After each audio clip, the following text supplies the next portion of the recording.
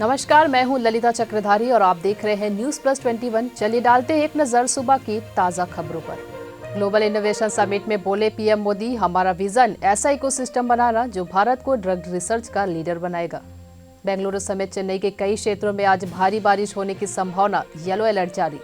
लखनऊ में DGP conference आज से, गृह मंत्री करेंगे उद्घाटन, पीएम मोदी भी होंगे शामिल। पीएम मोदी रानी लक्ष्मीबाई के जन्मदिन पर झांसी में रहेंगे, स्वदेशी हेलीकॉप्टर वायुसेना को सौंपेंगे। छत्तीसगढ़ में नहीं दिखेगा सदी का सबसे बड़ा चंद्र ग्रहण, सूतक भी नहीं होगा मान्य।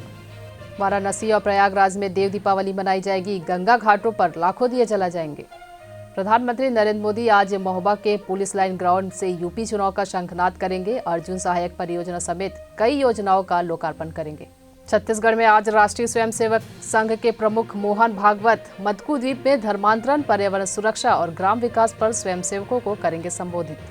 ट्रेनिंग के लिए जा रहे 3 नाबालिग एलओसी क्रॉस करने से पहले पकड़े गए, पाकिस्तान में बैठे आतंकी कमांडर के संपर्क में थे। भारत और न्यूजीलैंड के बीच टी20 सीरीज का दूसरा मैच रांची में खेला जाएगा।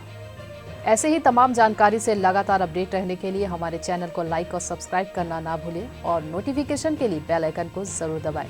देखते रहिए न्यूज प्लस 21, आपके हक की बात।